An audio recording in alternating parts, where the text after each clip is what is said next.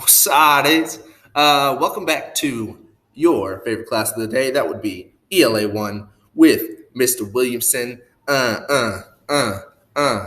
Don't want to do a long intro today because you got a lot to get through, so I don't want to waste your time. So, first, we're going to go into the quote of the day. The quote of the day comes from the former First Lady of the United States, Miss Eleanor Roosevelt. She says, "To handle yourself, use your head. To handle others, use your heart." A quote about leadership and what it takes to guide and help lead other people. Something that's going to be an important theme as we continue in the book, and especially today.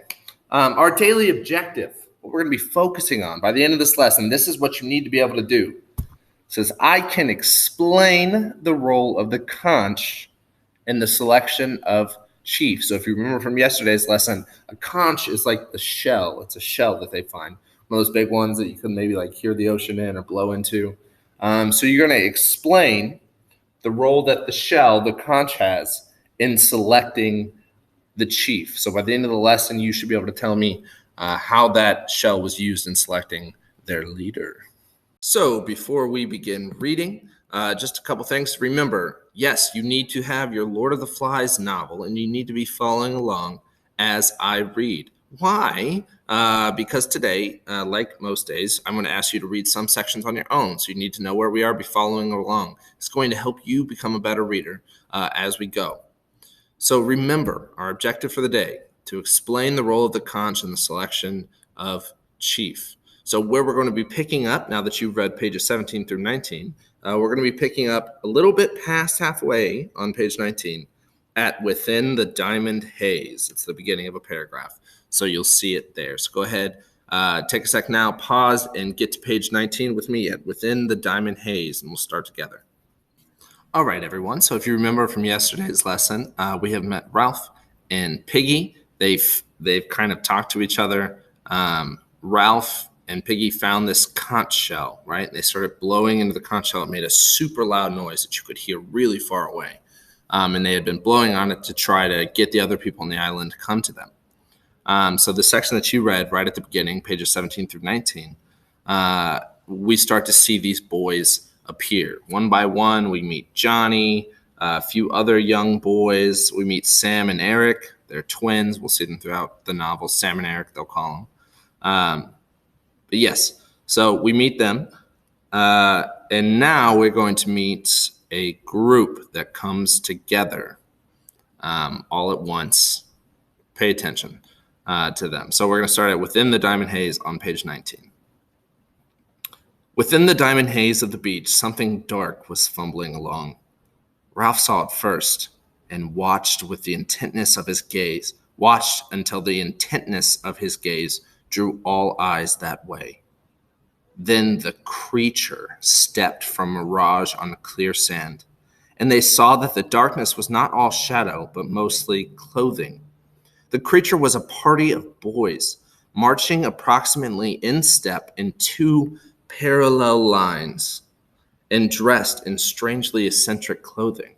Shorts, shirts, and different garments they carried in their hands, but each boy wore a square black cap with a silver badge on it.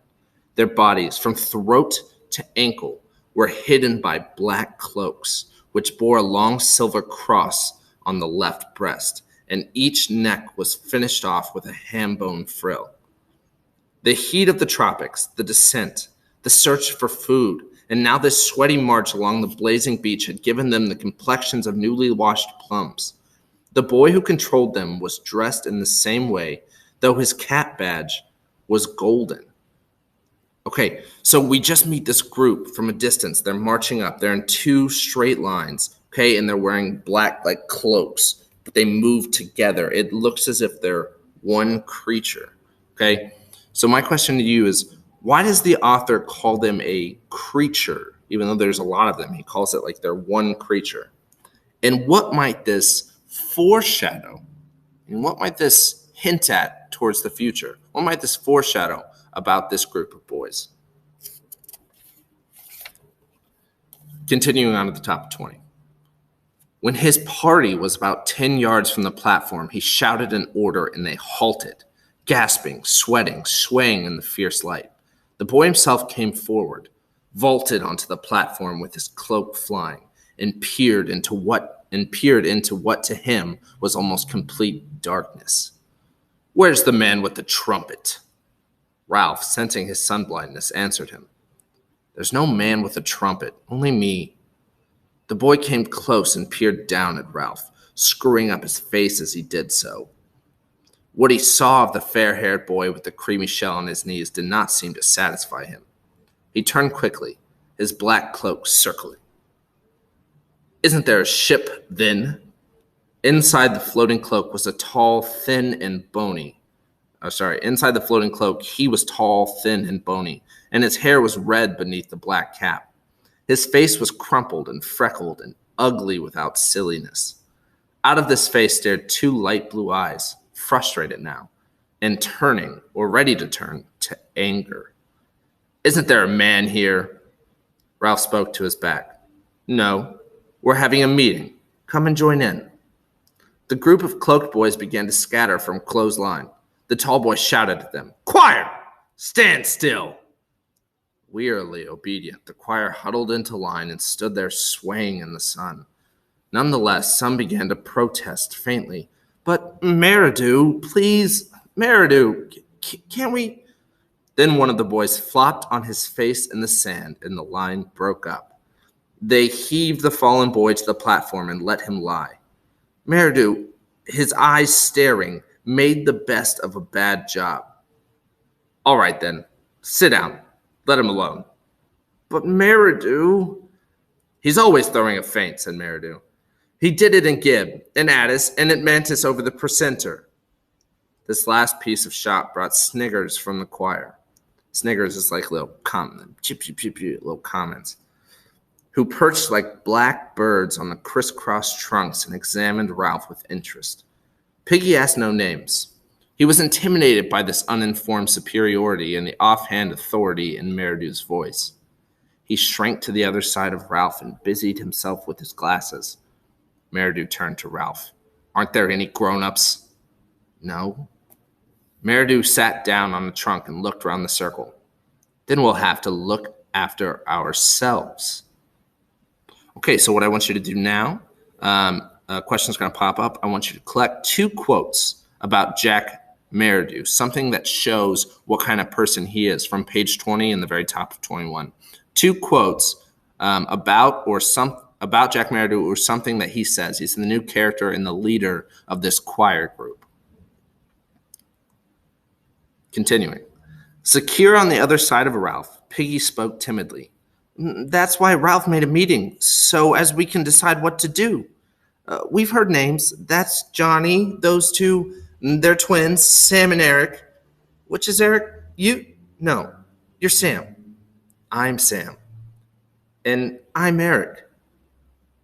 We'd better all have names," said Ralph. "So I'm Ralph." "We got most names," said Piggy. "Got 'em just now." "Kids' names," said Meridew. "Why should I be Jack? I'm Meridew." Ralph turned to him quickly.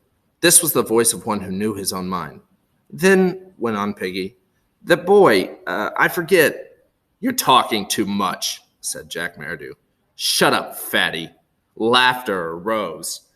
"He's not fatty," cried Ralph. "His real name's Piggy." "Piggy! Piggy! Oh, Piggy!" A storm of laughter arose, and even the tiniest child joined in. For the moment, the boys were a closed circuit of sympathy with Piggy outside. He went very pink, bowed his head, and cleaned his glasses again. Finally, the laughter died away, and the naming continued. There was Maurice, next in size among the choir boys to Jack, but broad and grinning all the time. There was a slight, furtive boy whom no one knew, who kept to himself with an inner intensity of avoidance and secrecy. He muttered that his name was Roger and was silent again. Bill, Robert, Harold, Henry, the choir boy who had fainted sat up against a palm trunk, smiled pallidly at Ralph, and said that his name was Simon. Jack spoke. "We've got to decide about being rescued." There was a buzz. One of the small boys, Henry, said that he wanted to go home. Shut up, said Ralph absently. He lifted the conch.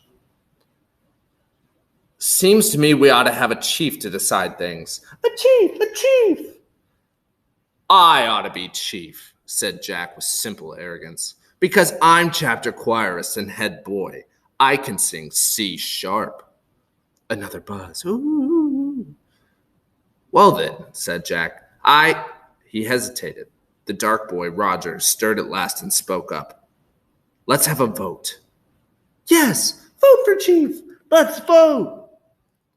This toy of voting was almost as pleasing as the conch.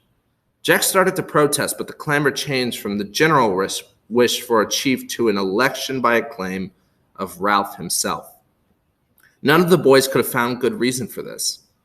What intelligence had been shown was traceable to Piggy, while the most obvious leader was Jack. But there was a stillness about Ralph as he sat that marked him out. There was his size and attractive appearance, and most obscurely, yet most powerfully, there was the conch. That being that the being that had blown that had sat waiting for them on the platform with delicate things balanced on his knees. He was set apart. Him with the shell! Ralph! Ralph! Let him be chief with the trumpet thing. Ralph raised a hand for silence. All right.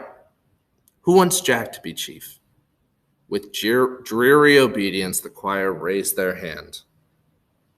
Who wants me? Every hand outside the choir except Piggy's was raised immediately. Then Piggy, too, raised his hand grudgingly into the air.